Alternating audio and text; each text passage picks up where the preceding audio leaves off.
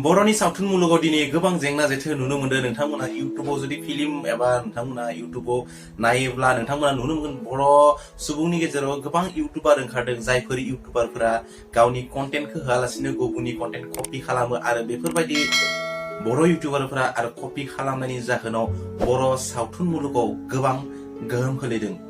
हेल' guys, आं निजोम आरो नोंथांमोना नायबाय दं आंनि निजोम ब्रह्म इउट्युब चेनेल।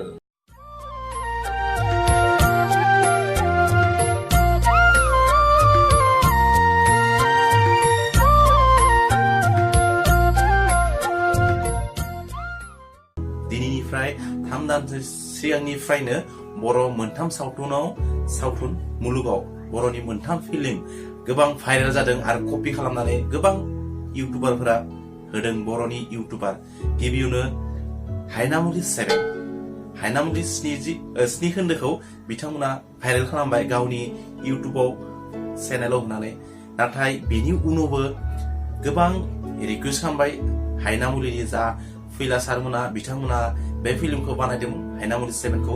बेनि सायाव बिथांमोना गोबां रिकुवेस्ट खालामबाय जोंनि फिल्मखौ रि-आपल'ड नोंथांमोना दा होनानै, आरो बेफोरबायदि बुंनायनि उनावबो गोथार फिल्मा ओंखारबाय आरो गोथार फिल्मनि बेलायावबो गोबां बर' इउट्युबारफोरा मा खालामदो, कपि खालामनानै गावसोरनि चेनेलाव भिडिअखौ आपल'ड खालामदो। बेनि अनगायैबो फैयै दिनै गान्जा फाग्ला गोबां मोजां फिल्म आरो बर' सावथुन मुलुगाव बेफोरबायदि फिल्मनि गोनांथि, जायफोर फिल्मा जोंनो प्रेक्टिकुलारलि माबा मोनसे सोलोंदो, माबा मोनसे फोरोंदो बर' समाजनि गेजेराव, बेफोरबायदि फिल्मनि गोनांथि। आरो बेफोरबायदि फिल्मफोरखौ बर' समाजनि जे सुबुंफोर इउट्युबार, गावखौनो जायफ्रा इउट्युबार होननानै बुंना लायो, नाथाय बिथांमोना जेबो रुल एन्ड रेगुलेसननि सायाव इउट्युबनि सायाव जेबो मिथिया।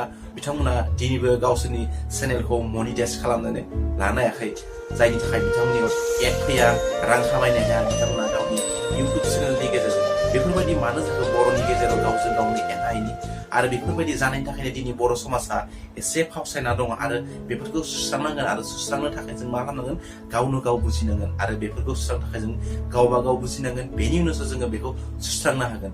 नाय, बर' सावथुन मुलुगा आगोलनिफ्रायनो उन जानानै थानाय, आरो दिनै बर' सावथुन मुलुगाव सानैसो मोजां डाइरेक्टर, सानैसो मोजां फिल्म कमेडि बायदिसिना एक्टर एक्ट्रेसनि थाखाय दिनै बर' सावथुन मुलुगाव दिनै दालाय रज'दों, बिफांनिफ्राय दालाय रज'दों। आरो बे दालायफोरखौ बिलाइनि सिगांनो दालायखौ जुदि जों दाननानै होयोब्ला बे बिफाङाथ' थागोन, आरो दालायखौ दाननानै होनायनि उनाव बे दालाया जानो थाखाय गोबां जोंनो सम नांगोन। बेनिखायनो आं रिकुवेस्ट खालामो, जायफोर बर' इउट्युबार बिथांमोना आपल'ड खालामदो मालायनि कन्टेन्ट लानानै।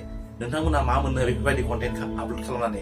बेफोरबायदि गाज्रि खामानि दा माव, मानोना बेफोर जाबाय नोंथाङा जेब्ला बर' समाजनि बेरेखा हाबा मावगोन, बर' सुबुंनि बेरेखा आरो बर' सावथुन मुलुगनि जेब्ला बेरेखा जागोन, अब्ला नोंथांखौ आंनिफ्रायबा नोंथाङा बे मुलुगाव जोलैनि हांगार एबा बर' समाजनि हांगार। बेखायनो नोंथांमोना बेबायदि खालामनाङा। नोंथांमोना मालायनि कन्टेन्ट एबा गुबुननि कन्टेन्टखौ नोंथाङा आपल'ड खालामबाय थागोन, थिगैनो नोंथांमोना साबसक्राइब आरो भिउनि गेजेरजों नोंथाङा आपल'ड खालामदो। नाथाय नोंथांमोना बेसे सम खालामनो?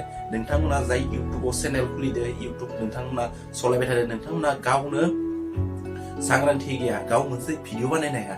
भिडिअ बानायनो हायाबा नोंथांमोना गुबुननि कन्टेन्टखौ जेब्ला होबाय थागोन, नोंथांमोना सानसे समाव मा खालामगोन?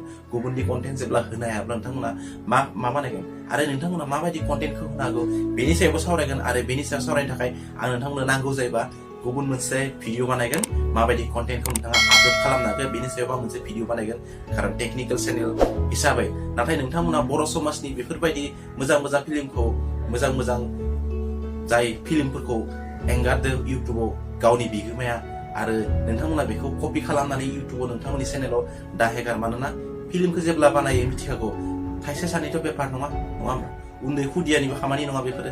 गोबां रां खरस जायो, इनभेस्ट खालामनांगौ, लन लानो गोनां जायो, बायदिसिना पारमिसननिफ्राय बायदिसिना लानो गोनां जायो, आरो बेफोरखौ इनभेस्ट खालामनासो फिल्म इन्डास्ट्रियाव एबा फिल्मखौ बानायनाय जायो।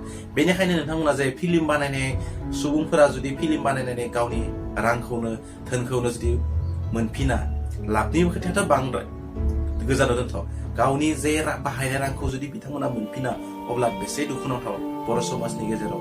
आरो जुदि नोंथांमोना जुदि बेफोरबायदि खामानिखौ जुदि मावबाय थायोबा बर' सुबुंफोरा हामगोन जानो बेफोरबायदि फिल्म आरो दिहुनबावगोन जोङो गावनि आखाइनि लस खालामनानै बेनिखायनो नोंथांमोना बेफोरबायदि दाखाम मालायनि कन्टेन्टखौ होबा नोंथांमोना जाय इउटुबारफोरा मालायनि कन्टेन्टखौ होनानै मोजां मोनो बा मालायनि कन्टेन्टखौ होयो नोंथांमोना बेखौ इन्टारटेनमेन्टनि थाखाय होनाय बायदि आं सानना लायो आरो बर' समाजनि नोंथाङा जोलैनि हांगार जागासिनो दङ आरो बेनिखायनो नोंथांमोना बेफोरबायदि कन्टेन्टखौ आपल'ड खालामनाङा आरो बर' समाजनि बेरेखाबो जानाङा बर' समाजनि गेजेराव जोलैनि हांगारबो जानाङा नोंथांमोननि चेनेलाथ' मनिटाइज जाया आरो नोंथांमोना गावबा गाव इउटुब चेनेलनि बिगोमा होननानै गावनि सिनायथि होदो नाथाय नोंथाङा इउटुबारथ' नंखाया नोंथाङा आरो इउटुबार जानो गोनांबा नोंथांमोना गावनि टेलेन्ट थानांगोन बेनिखायनो नोंथांमोना बेफोरबायदि खामानिखौ दाखाम मानोना बेफोरबायदि खालामनाय माने बर' समाजनि बेरेखा आरो बर' समाजाव उनफिना अरायबो थालांगोन बेनिखायनो नोंथांमोना बेफोरबायदि दाखाम भिडिअखौ बेखायनो बानायदो जे बर' समाजनि जाय उथिफुनाय